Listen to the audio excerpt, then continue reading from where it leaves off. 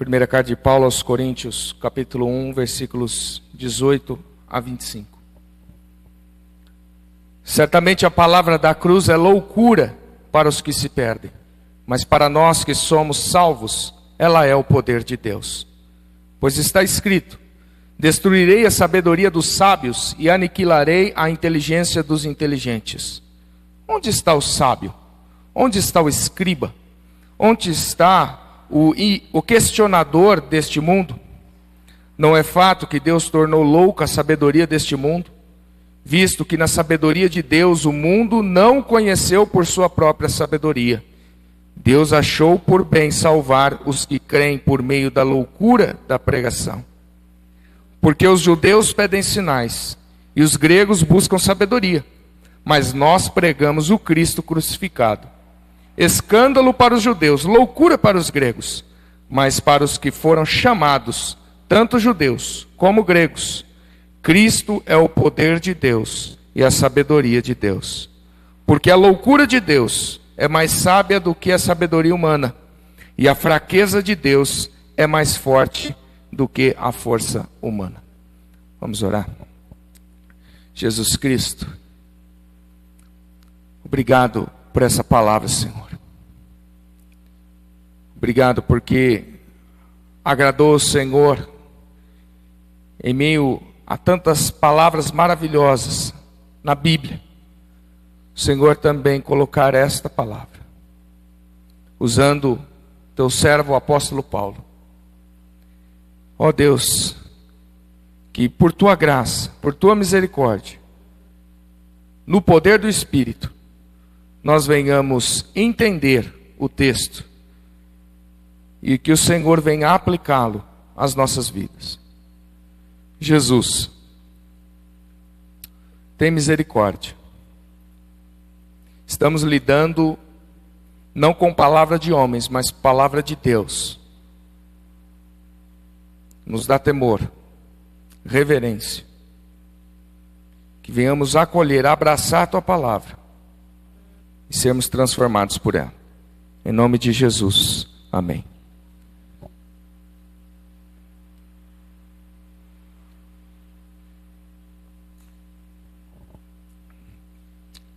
Toda religião, irmãos, todo movimento, até mesmo igrejas em si, possuem um símbolo. Todos têm um símbolo. Nós aqui temos uma logo, enfim. Nós temos o judaísmo com a estrela de Davi. Nós temos o islamismo com uma meia-lua. O comunismo, uma foice e um martelo cruzados ao meio. Todos têm um significado. Mas o cristianismo tem uma cruz. Esse é o símbolo. Curiosamente, esse símbolo só passou a ser aceito de fato dentro do meio cristão, do cristianismo, entre o século IV e o século V. Demorou. Veio muitos outros símbolos antes, para que se aceitasse de fato usar a cruz, como de fato um símbolo que marcasse o cristianismo. Passou por vários símbolos, até que a cruz se tornasse o símbolo universal da igreja de Cristo Jesus. Por quê? Porque antigamente a cruz, ela era conhecida como um símbolo muito vergonhoso. Um símbolo que representava vergonha, maldição, humilhação. Imagine então, anunciar que o Salvador do mundo morreu, deu sua vida num instrumento como esse. Então o cristianismo, por muito tempo, teve receio de colocar de fato a cruz como o símbolo principal do cristianismo. Porém, essa é a mensagem que Paulo quer nos passar aqui, irmãos. A mensagem da cruz. Ele está lembrando os coríntios, a igreja que estava em Corinto, como também nos quer lembrar hoje de que a sabedoria de Deus Existe uma sabedoria, a sabedoria de Deus, na verdade, está na loucura da cruz. A sabedoria de Deus está na loucura da cruz. Nós estamos expondo 1 Coríntios desde o comecinho aqui, e agora nós estamos no verso 8, mas nós vimos na pregação anterior sobre essa carta, que após denunciar as divisões dentro da igreja de Corinto, e mostrar que elas eram fruto de uma exaltação e de uma sabedoria humana, na identificação equivocada dos líderes, que a igreja estava tendo para com os líderes, Paulo está lembrando que é bem provável que até mesmo essa questão do batismo tivesse influenciado os coríntios nessa divisão. Uns estavam dizendo, eu sou de Paulo, eu sou de Apolo, eu sou de Cefas, e ainda um outro grupinho, eu sou de Cristo. E não só por conta da retórica desses homens, que era exaltado, mas também provavelmente uma influência na questão de quem batizou eles. Quem havia batizado eles naquela igreja. O problema dos coríntios não era apenas a existência de partidos na igreja, irmãos, mas a substituição. Eles estavam substituindo a centralidade do evangelho, da cruz de Cristo, a admiração pela verdade da cruz, do poder da cruz, pela admiração da capacidade humana dos líderes.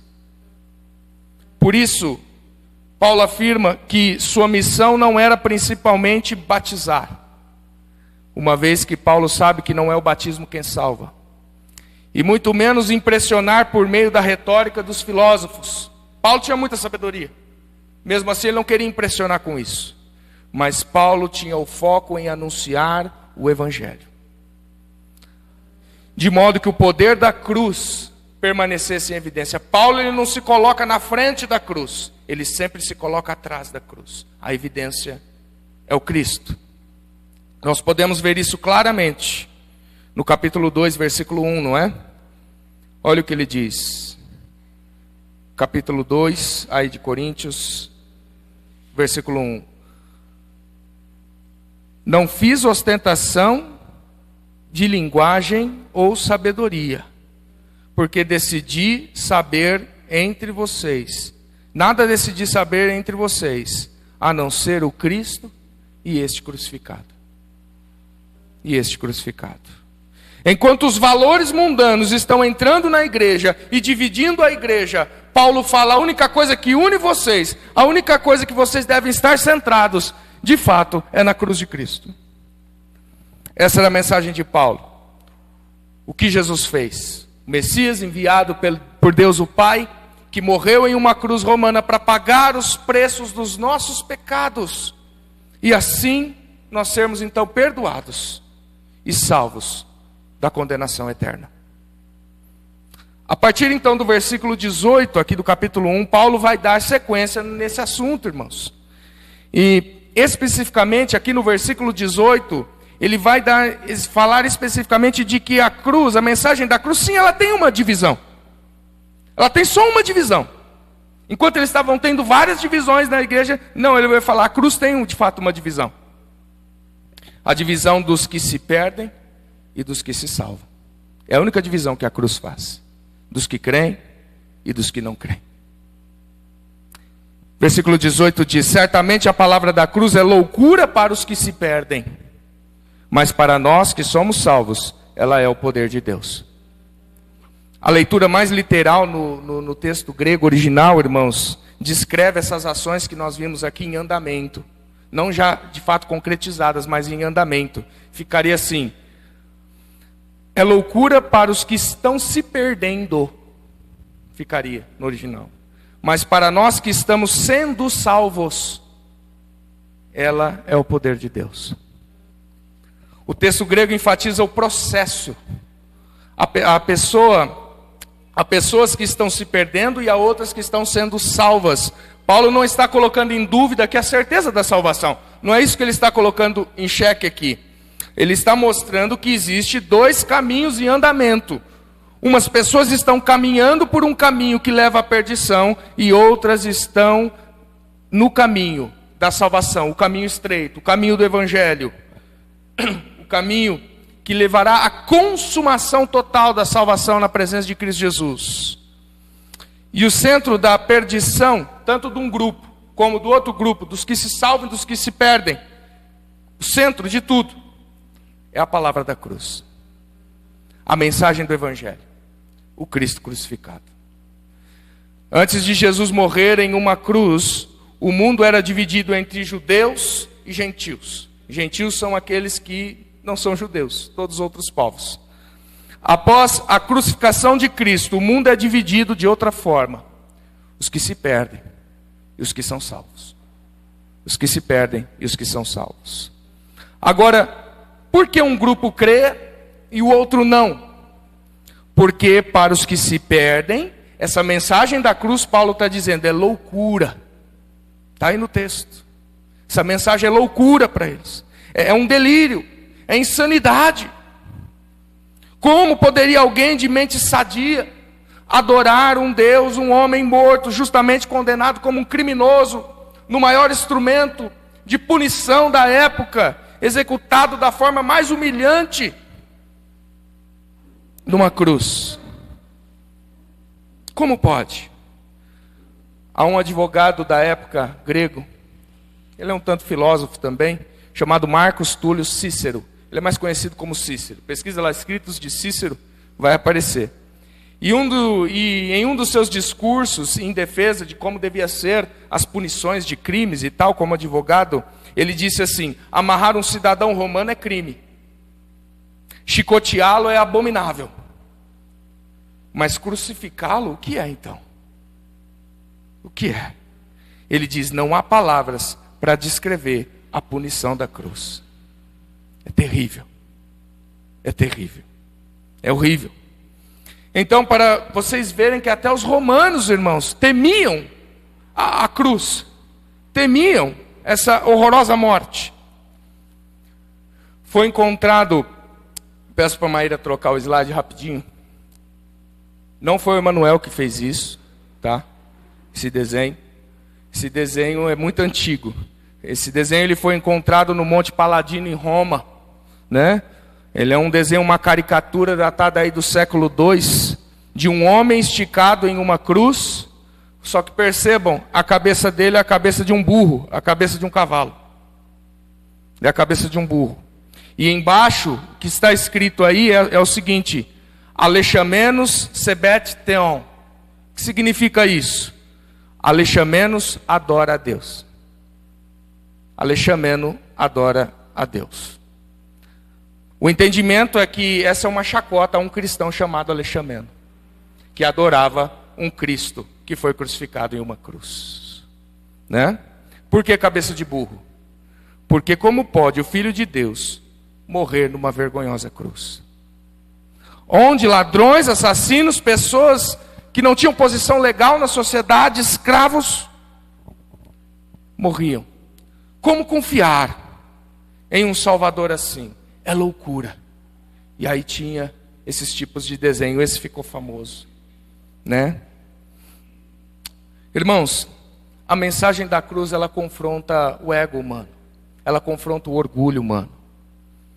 Existem tantas mensagens mais motivadoras. Por que eu vou me abraçar à cruz? Por que eu vou me abraçar a um Cristo crucificado? Sendo que eu tenho tantas mensagens mais motivadoras por aí. Acredite em você mesmo.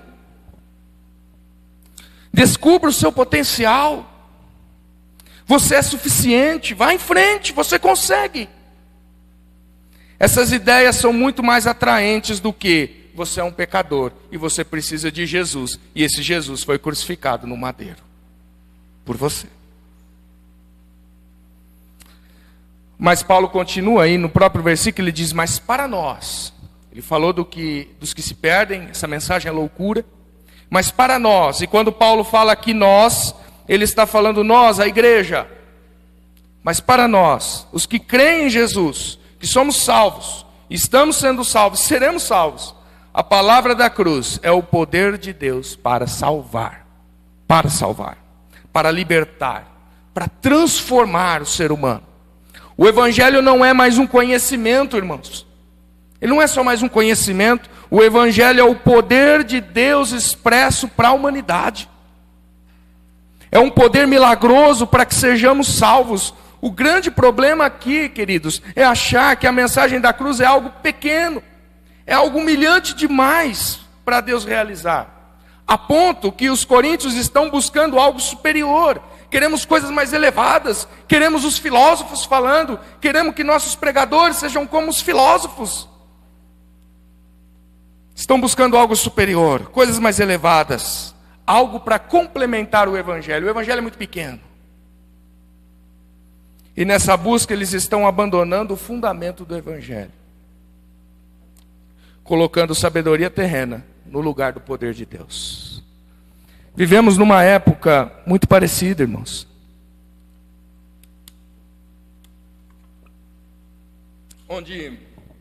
Vivemos em uma época onde muitos pensam que o Evangelho precisa ser complementado. Ele precisa de filosofias junto a ele. Filosofias humanas, ele precisa de pragmatismo. Ele precisa de técnicas modernas. Precisa transformar a igreja num salão de show para que ele possa ser atraente. Mas Paulo diz que o poder de Deus está na mensagem da cruz. Não precisa de mais nem menos. É a mensagem da cruz. A melhor isca para se pescar, olha que eu não sou pescador, mas é a minhoca. É a minhoca. É a boa e velha minhoca. Da mesma forma, a igreja não precisa inventar outra isca. Tem que pregar o Evangelho. Tem que pregar a cruz de Cristo para alcançar os perdidos. Deus não prometeu salvar pessoas por meio de entretenimento, técnicas de persuasão ou estratégias de marketing. Ele prometeu salvar pecadores por meio do poder do Evangelho. Como Paulo diz em Romanos capítulo 1, versículo 16. Pois eu não me envergonho do Evangelho, porque é o poder de Deus para salvar todo aquele que crê. Todo aquele que crê. Meus irmãos, o Evangelho é tão poderoso, a ponto de desfazer e sempre vencer diante de toda e qualquer sabedoria humana e terrena. E esse é o segundo argumento de Paulo aí, versículos 19 a 20, aonde vemos a derrota da sabedoria humana. A derrota da sabedoria humana. Paulo cita aí no versículo 19 que o poder da mensagem da cruz, irmãos, na verdade ele é cumprimento também de uma profecia. E desse poder que destrói a sabedoria humana é cumprimento de uma profecia. Paulo está citando aí Isaías, capítulo 29, versículo 14. Isaías, capítulo 29, versículo 14. Versículo 19 diz assim: pois está escrito: destruirei a sabedoria dos sábios e aniquilarei a inteligência dos inteligentes. Na íntegra, lá no texto de Isaías, está assim: continuarei a fazer obra maravilhosa no meio deste povo. Sim, farei obra maravilhosa e um prodígio, de maneira que a sabedoria dos seus sábios será destruída, e o entendimento dos seus entendidos desaparecerá. O próprio contexto dessa passagem de Isaías, irmãos, é sobre uma série de advertências que Deus está dando ao seu povo Israel, que eles se achavam muito sábios. Eles se diziam sábios para vencer seus inimigos. Eles conseguiriam se livrar dos seus inimigos com mera sabedoria, com mero entendimento deles. Seus próprios sábios contradiziam os profetas. Os profetas diziam uma coisa que era a voz de Deus e eles diziam: não, nós vamos fazer de outra maneira. Como se eles dissessem: nós somos mais sábios do que a voz de Deus, nós podemos fazer melhor do que o profeta está dizendo. O profeta é um louco. Então Paulo pega essa passagem, e mostra o seu cumprimento. Qual é essa obra maravilhosa que Deus iria fazer? Esse prodígio poderoso que Isaías profetizou é o sacrifício de Cristo Jesus. E é justamente esse poder que elimina a sabedoria e a autossuficiência humana. A autossuficiência humana. O poder da cruz, irmãos, confunde e desfaz a sabedoria carnal deste mundo. Justamente porque ela tem aparência simples e ela tem aparência de fraqueza. Os poderosos, os autodidatas, os professores e muitos cientistas, PhD, descartam essa mensagem de se render à cruz. Por quê? Ela aparenta ser muito fraca. Ela aparenta ser muito medíocre. Só que eles não entendem que Deus escolheu as coisas loucas desse mundo para envergonhar as sábias. E escolheu as coisas fracas desse mundo para envergonhar as fortes. 1 Coríntios capítulo 1, versículo 27. Então, a pessoa mais humilde, irmãos, e analfabeta dessa terra, se ela é um crente em Cristo Jesus, ela adquiriu superior sabedoria de qualquer mestre ou doutor da face dessa terra, porque ela adquiriu a verdadeira sabedoria de Deus. A sabedoria de Deus. Ela adquiriu o poder de Deus na vida dela. Enquanto os que tentam se salvar pela mera sabedoria humana continuam arrogantes e no caminho da perdição. O Evangelho anula, desfaz o orgulho deles e revela que todos eles se nivelam a um único padrão: pecadores. Pecadores. E eles não têm poder por si mesmos para resolver esse problema. Eles não têm. Eles não têm outra opção a não ser se render ao sacrifício que Cristo fez por eles. É por isso que a cruz anula, destrói a sabedoria, o orgulho do ser humano. Porque ele não pode fazer nada a não ser se render diante da cruz. Então, de forma sarcástica, Paulo faz perguntas retóricas com a mente voltada para outro texto de Isaías também. Essas perguntas que ele vai fazer, está a seguir no texto, está voltada agora para o texto de Isaías 44, versículo 25. Isaías 44, versículo 25, não precisa abrir, eu vou ler para os irmãos, diz assim: eu frustro os sinais dos que profetizam mentiras, e faço com que os adivinhos fiquem parecendo tolos. Obrigo os sábios a recuar, transformando o seu saber em tolice. E nessa direção de Deus confrontar a sabedoria arrogante do homem, Paulo faz as perguntas que nós temos aí no versículo 20. Onde está o sábio? Onde está o escriba? Onde está o questionador desse mundo? Então, diante da cruz, onde estão os grandes pensadores e mestres? É isso que Paulo está falando. Onde estão os gregos com toda a sua retórica, com toda a sua filosofia? Onde estão os rabinos da lei de Moisés? Onde está o questionador? A palavra questionador aqui, irmão, significa debatedor.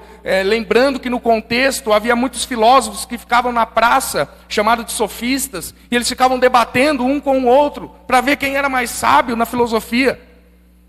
Onde estão esses questionadores, esses debatedores? Se Paulo talvez visse alguns debates que às vezes nós assistimos no YouTube, ele falaria a mesma coisa, né? Onde está o sábio? Onde está o mestre que não anuncia Cristo e só fica falando coisas que não edifica e que não salva ninguém? Onde está? A ideia é simples, irmãos. A ideia é simples. O que esses homens de fato revelam sobre o poder e a sabedoria de Deus. Esses homens que ficam debatendo. Onde fica a mensagem da sabedoria deles perto da cruz de Jesus Cristo? O que há de poderoso, de fundamento eterno no que eles dizem, no que eles ficam debatendo? Eles falam com beleza, eles falam com esperteza, mas não há nada que podemos, de fato, na fala deles, nos agarrar como verdadeiro poder de Deus. Se eles não anunciam uma cruz, não há poder de Deus. E então ele faz a última pergunta aí, né? Não é fato que Deus tornou louca a sabedoria deste mundo? Ainda no versículo 20, irmãos. Não é fato que Deus tornou louca a sabedoria deste mundo?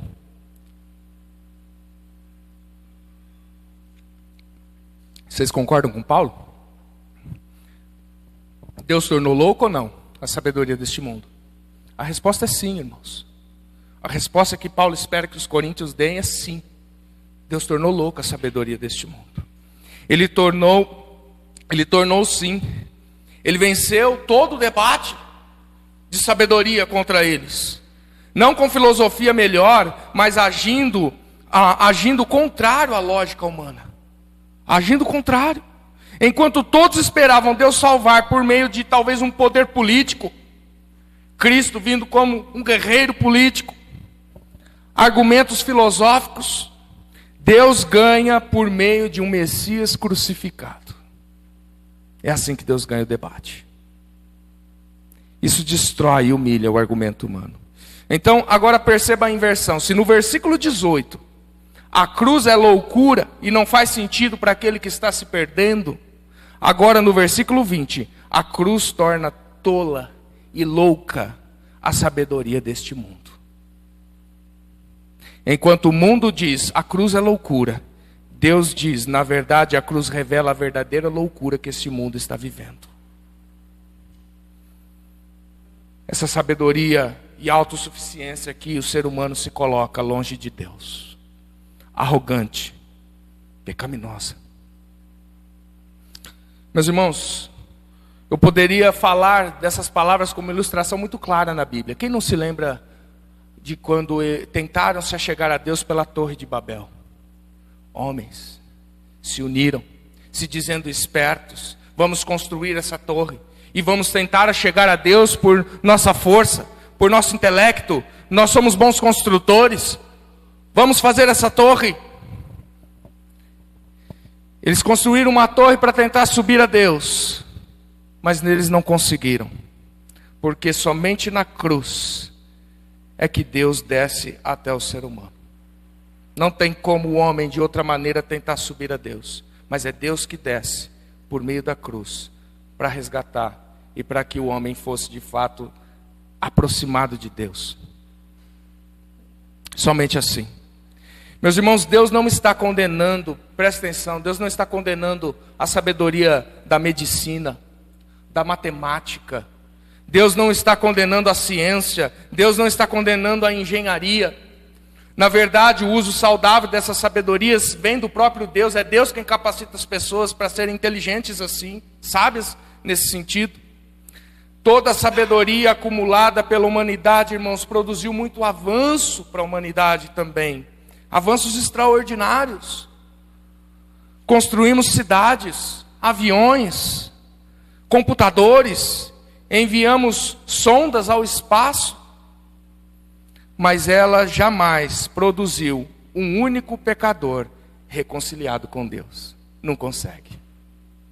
Não consegue. A ciência pode prolongar a vida, mas não pode vencer a morte.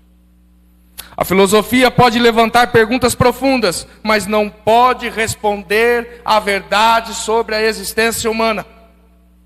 A psicologia pode descrever muitos aspectos do comportamento humano, mas não pode justificar um pecador diante de Deus. Somente a cruz faz isso. É por isso que Paulo diz que Deus tornou louca a sabedoria deste mundo. É por isso. Percebam como a sabedoria deste mundo é tola, irmãos, em descartar a sabedoria de Deus em seu plano de redenção em Cristo Jesus. Em muitos aspectos. Eu citei alguns aqui.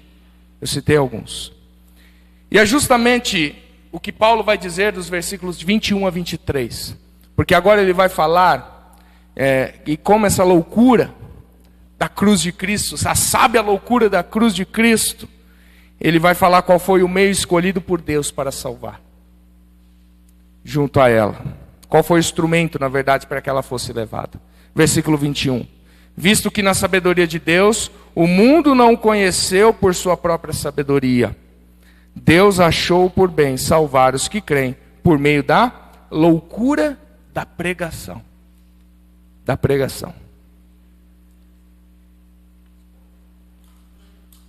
Paulo diz que Deus, em seus propósitos, irmãos, sua sabedoria eterna, infindável, que conhece tudo, do começo ao fim, de dentro para fora, e dentro dos seus planos, nesse conhecimento de Deus, o mundo, todas as pessoas, por sua própria sabedoria de criatura de Deus, manchada pelo pecado, são caídas no pecado, fracassaram na tentativa de conhecer a verdadeira sabedoria de Deus por si mesmos.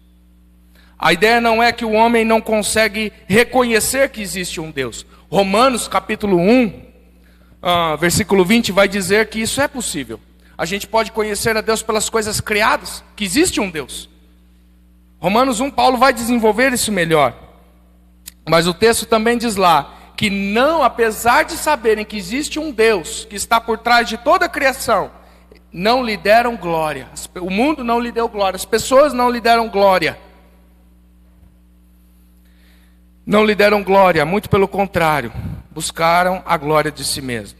Não se aprofundaram em conhecer o sábio plano de Deus, o plano da redenção. Uma coisa é você saber que Deus existe, outra coisa é você conhecê-lo profundamente por meio de Cristo Jesus. É totalmente diferente. Tem muitas pessoas que acreditam que Deus existe, e nem por isso elas são salvas, porque não conhecem a Deus por meio de Jesus, que é o único meio íntimo, diz de fato, de se achegar a Deus. É o único meio. Não se aprofundaram em conhecer esse plano. E até porque, irmãos, nem podem. Sem a ação, sem o poder do Espírito Santo. Paulo vai desenvolver isso melhor no capítulo 2, versículo 10. Ele diz aí: Deus, porém, revelou isso a nós por meio do Espírito. É o Espírito que conhece a mente de Deus. É o Espírito que revela as profundezas de Deus. Não tem como. E para receber o Espírito você precisa crer em Jesus. Então, visto no plano redentivo de Deus que o ser humano, em sua sabedoria terrena, não pôde alcançá-lo, não tem condição de alcançá-lo, eles estão caminhando para a perdição. Porém, agradou a Deus, salvar os que creem por instrumento da loucura da pregação. Então perceba que Deus não pode ser encontrado pela humanidade por si mesmo, irmãos. Deus, ele tem que decidir se revelar. Ele decide se revelar. E ele faz isso não pela pregação em si, não é a pregação em si, mas o conteúdo da pregação. É no conteúdo da pregação que ele se revela. Não é só no ato de pregar. Pessoas podem vir aqui e pregar qualquer outra coisa que não seja o Evangelho. Mas quando o conteúdo é o Evangelho, Deus se revela. Deus está se revelando. É pelo conteúdo. Conteúdo esse que é loucura para esse mundo. Ou seja, o Cristo crucificado. Esse é o método de Deus para salvar os que creem, irmãos. Esse é o método de Deus. E crer aqui, é bom enfatizar isso. Crer aqui não significa meramente entender o Evangelho. Vocês vão entender melhor o que eu estou dizendo. Tem muita gente que entende o Evangelho, mas ainda não confia no Evangelho. Tem muita gente que sabe te descrever o que é o Evangelho, mas ele não se agarrou ao Evangelho. Essa é a grande diferença. As igrejas estão abarrotadas de pessoas que compreendem o Evangelho. Logicamente. Compreendem. Eu entendo o que Jesus fez naquela cruz por mim, mas ele não abraçou, ele não teve fé, ele não confia nessa obra, de fato, para salvá-lo. Ele não vive confiando na obra e nas promessas de Jesus.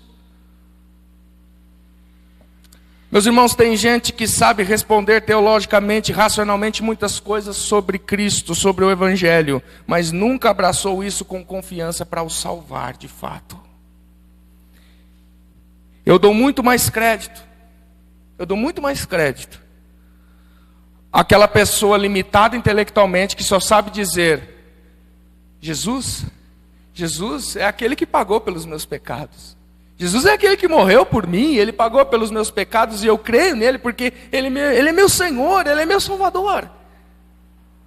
E a pessoa fala aquilo com tanto zelo, com tanto sentimento, parece que a vida dela depende daquela profissão de fé que ela está fazendo. Eu dou muito mais crédito do que aquelas pessoas que sabem descrever todas as minúcias teológicas do Evangelho, mas você não vê vida no que eles falam. Você não vê fé de fato em tudo que eles falam. Irmãos, isso é muito importante. Na prática, o que vale mais? Aquele que se agarra ou aquele que só tem conhecimento? vale mais aquele que se agarra a Cristo, apesar de não ter todas as profundezas do conhecimento do Evangelho. Irmãos, tomemos cuidado. Crer é depositar total confiança. Total confiança. Não basta só ter uma concordância lógica da cruz. É preciso confiar de todo o coração. Nem sempre a boca fala. Jesus fala, a boca fala do que o coração está cheio. Mas nem sempre. Romanos 10 vai dizer que você precisa sim declarar com a sua boca, mas com o coração você precisa crer verdadeiramente. Crer verdadeiramente. Não há outro caminho, irmãos. Esse é o caminho de Deus. É aquele caminho que Ele achou por bem. Você poderia falar, Deus, eu poderia dar tantos outros métodos para o Senhor salvar a humanidade, mas é esse o que a sábia provisão de Deus nos dá. Ele estabeleceu os termos, não nós estabelecemos os termos. Versículo 22, Paulo retoma o raciocínio daqueles que têm o evangelho por loucura, aqueles que estão se perdendo, do versículo 18. E agora ele classifica em dois grupos: os judeus que ficam atrás de sinais, ele diz aí, e os gregos que ficam atrás de sabedoria, de filosofia. Esses dois grupos ilustram as idolatrias da humanidade no geral, irmãos. Até hoje, há grupos que Deus só faz sentido para eles se ele vir na igreja e se ele ver sinais, se ele ver cura, se ele ver um braço crescendo, se ele ver uma pessoa paralítica andando. Só faz sentido para ele se ele ver sinais. Os judeus eram assim, chegavam em Jesus, mostra um sinal, Jesus. Mostra sinais, e Jesus disse, o único sinal que lhe será dado é o sinal do profeta Jonas, que ficou 3 dias no ventre de um peixe, assim como Jesus também ficou 3 dias no ventre da terra, mas ressuscitou. Há pessoas, irmãos, que estão fissuradas em sinais. Para ela o evangelho se baseia em sinais, em milagres, em curas. Tem pessoas que entram na igreja só buscando isso. E tem pregadores que ajudam essas pessoas, porque eles só pregam isso. Deus vai tirar o caroço, Deus vai fazer não sei o quê. E se Deus não fizer? E aí, ele não é Deus? O evangelho perdeu sua validade? Os pregadores, irmãos, enfatizam isso e ajudam um povo que imita os judeus e ficam atrás de sinais de confirmação. E do outro lado, um grupo que idolatra a intelectualidade, né? Eu só quero ouvir pregador se for erudito, se for reformado, né? Tem que ser reformado. Olha, dependendo, tem que ser calvinista. Se não for de 5 pontos ainda, eu não ouço. Tem muita gente assim, queridos. Eu quero ouvir pastor que tem curso de filosofia. Tem que ter. Só teologia não basta, tem que ter um curso de filosofia. Ele tem que ficar citando teólogos. Ele tem que ficar citando os filósofos. Porque tem pessoas que não estão, irmãos, sedentas por Deus. Estão sedentas apenas por conhecimento. E não querem um relacionamento íntimo com a palavra de Deus. Eles estão mais preocupados com intelectualidade, com filosofia, com sabedoria, muitas vezes humana. Como isso é atual, não é verdade? Paulo está falando aqui de coisas tão atuais. Pessoas que só pensam em armazenar informação no cérebro, mas não têm armazenado quase nada no coração. Há um grupo, então, nos dias de hoje, semelhante aos gregos, também dentro das igrejas. E tem pastores também que alimentam isso, né? Mas em meio a toda essa idolatria e buscas que não trazem salvação, qual é a mensagem de Paulo, irmãos? Qual é a mensagem do apóstolo Paulo? O que Paulo e os verdadeiros pregadores do evangelho vão fazer em meio a tudo isso? Um buscando sinal, o outro buscando sabedoria de homens, filosofias. O que Paulo vai fazer? Versículo 23. Mas nós pregamos o Cristo crucificado. Escândalo para os judeus, loucura para os gentios. nós não vamos atender às demandas dos que querem meros sinais. Porque mais sinais e milagres do que Jesus fez, irmãos. E o povo precisa ainda de mais sinais para crer. E também não vamos atender os gregos, os gentios, que só querem sabedoria humana, só querem retórica, performance. Nós vamos pregar o Evangelho. Nós vamos pregar Jesus morto, pendurado em uma cruz, pagando pelos nossos pecados. Não que Deus não possa fazer milagres. Não que Deus não venha ainda fazer sinais. Não que Deus não use sabedoria para isso. Mas tudo isso é sobra perto da realidade da cruz. Mesmo que essa mensagem escandalize judeus, Deuteronômio capítulo 21, versículo 23, diz que maldito era aquele que for pendurado no madeiro. A ideia de que qualquer um que fosse enforcado em uma árvore, pendurado de alguma forma na árvore de madeira, era maldito, considerado maldito. Isso era uma blasfêmia, ainda mais blasfêmia dizer que o Messias dos judeus, foi pendurado no madeiro. E mesmo que seja loucura para os gentios, onde já se viu um Deus que tem o tipo de morte mais vergonhosa da história, como ele pode ser o Salvador da humanidade? Você está delirando, Paulo. Foi o que Festo falou, né? As muitas palavras te fazem delirar, Paulo, lembra? Quando Paulo anunciou a cruz. É assim que as pessoas pensam.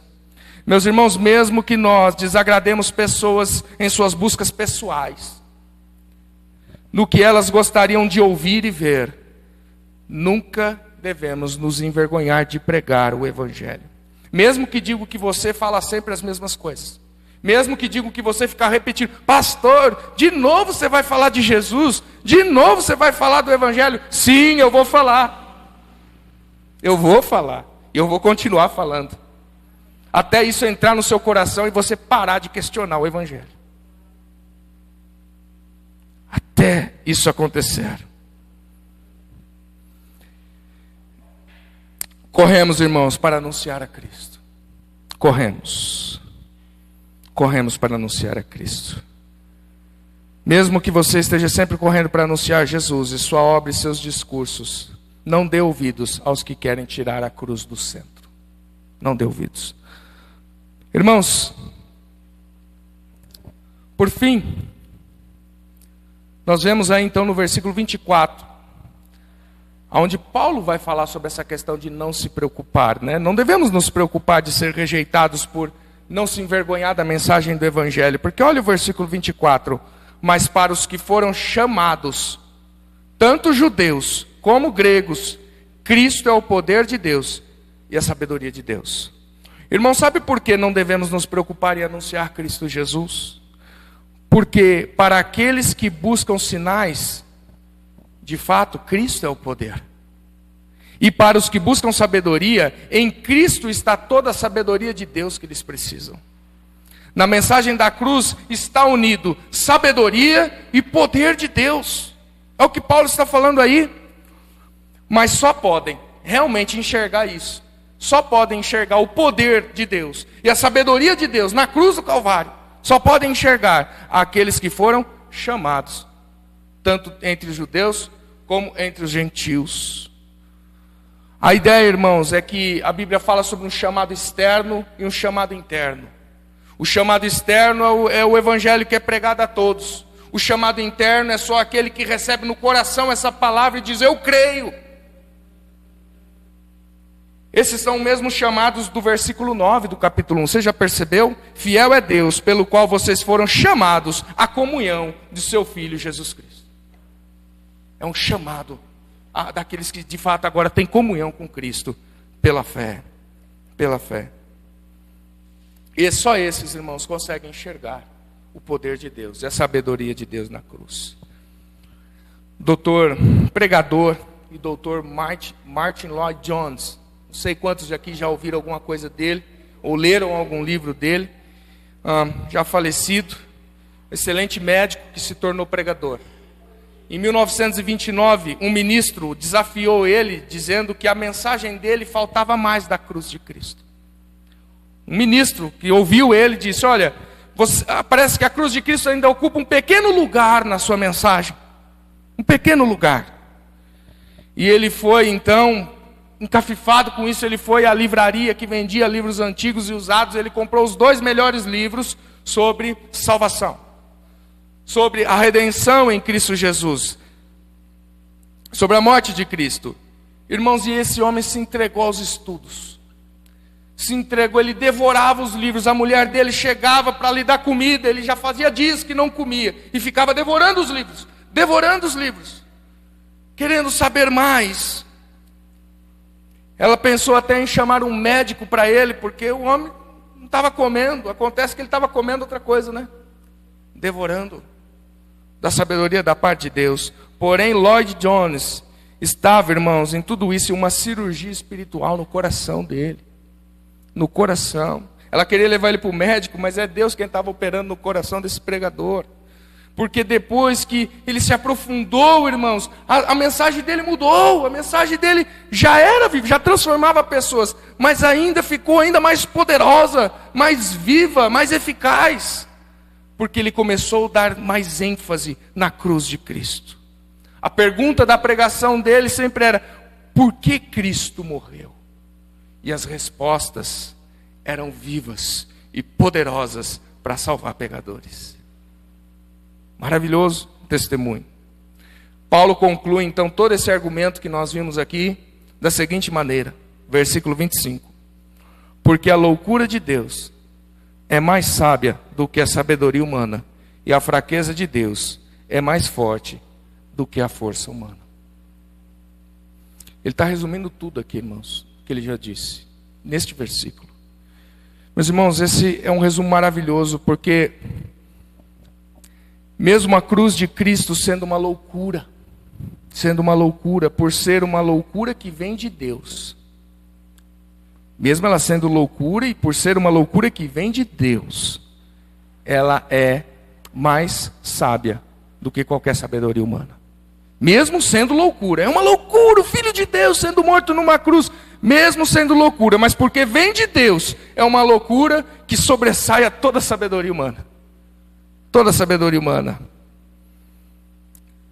Porque, irmãos, é pela graça, é pela misericórdia, é mais sábia, porque mesmo apresentando fraqueza, por vir de Deus é mais forte, porque humilha o homem em sua sabedoria.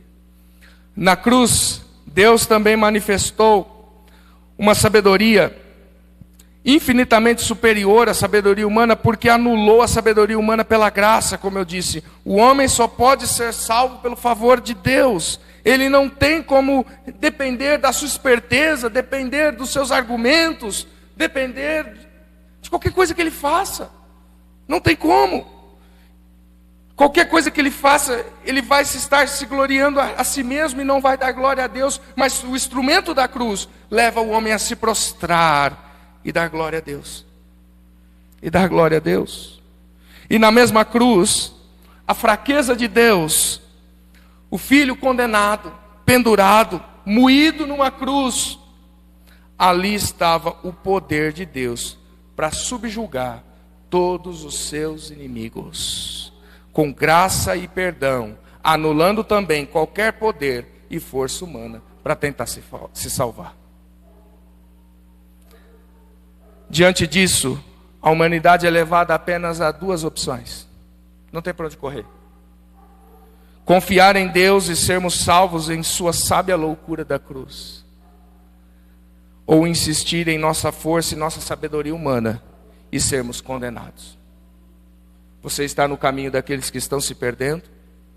Ou no caminho daqueles que estão de fato sendo salvos por fé em Cristo Jesus? A única resposta verdadeira e sábia que você pode dar essa noite é confiar no Cristo crucificado. No Cristo crucificado. É mais sábio também aos coríntios tomarem a igreja de Corinto tomar essa posição. Ficarem com essa opção. uma vez que eles estavam desprezando o Evangelho, por conta de exaltação, de sabedoria, filosofias e poder retórico das palavras de homens. Irmãos, você pode fazer quanta faculdade você quiser, você nunca vai adquirir salvação por isso. Se você não vir a Cristo, se você não vir a cruz, não vale nada todos os seus diplomas, não vale nada todo o intelecto, não vale nada tudo que você adquiriu, não vale nada uma prateleira cheia de livros. É a cruz de Cristo que te justifica diante de Deus. Meu Deus, por que não entra no coração do ser humano isso? Por que a gente valoriza tanto ainda as outras coisas do mundo mais do que a cruz? Mais do que Cristo? Por que valorizamos tanto? O que um diploma vai te dar? Vai te dar coisas boas, vai te dar um bom trabalho, vai te dar um bom emprego, vai te dar um bom sustento, talvez um bom carro, vai te dar uma boa casa. Mas é só isso, é o aqui e agora. Morreu, acabou, vai ficar tudo aí. Só a cruz de Cristo te concede a vida eterna. A vida eterna. Para que ficar arriscando nas outras coisas?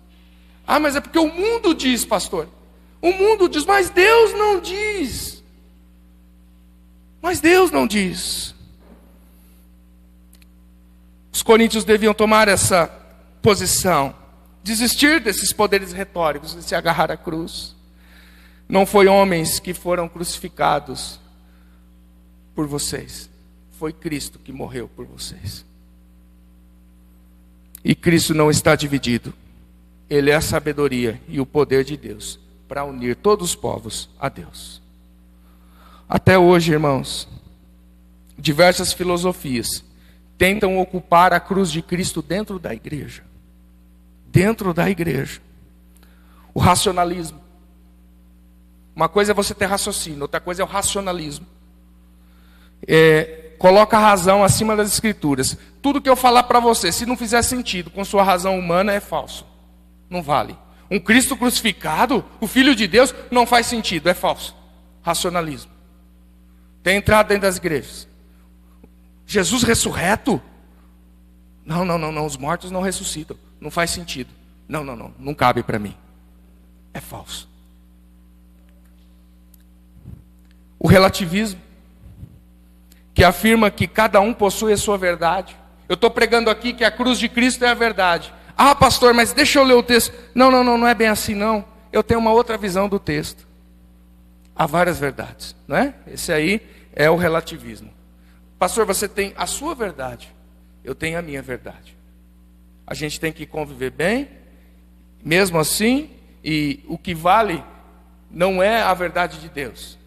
Que Deus está expressando, é a minha verdade. O que eu interpreto da verdade de Deus, não é de fato o que a Bíblia está expressando que é a verdade. O hedonismo, já ouviu falar disso? Hedonismo, que transforma Deus em um instrumento para satisfazer desejos. É o culto ao prazer, é o hedonismo. As ideologias políticas têm dividido igrejas, esquerda, direita. Mas e a cruz de Cristo, onde fica? Procuram todas essas coisas, irmãos, procuram oferecer uma esperança que somente Cristo pode dar. Todas essas coisas disputam a centralidade que pertence exclusivamente ao Evangelho. E tem se filtrado na igreja. Tomemos cuidado.